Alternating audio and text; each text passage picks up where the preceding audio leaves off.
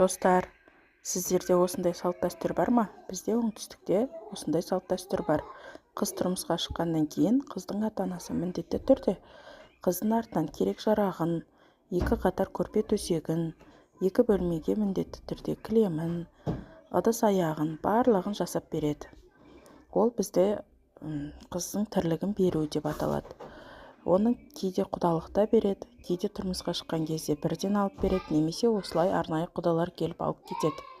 Құдалар жақтан 2 кісі келіп, тамағымызды жасап, ағайын-туысты жиып, тамақ беріп, Құран оқытамыз. Құран оқып болғаннан кейін осылай барлық жүгін құдалардың көлігіне артап. Сосын құдалар осы жақтан үлкендердің батасын алып, жолын сұрап, өз жолын жасап, барлық затты артып, қыз жаққа, яғни қыз тұрмысқа шыққан жерге қайын жұртына алып барады. Қыз өзінің керегіне сол заттардың барлығын жаратады. Толықтай барлық затты қыздың ата-анасы өз қалтасынан алып береді. Және де қыз тұрмысқа шыққан кезде бізде қалың мал береді.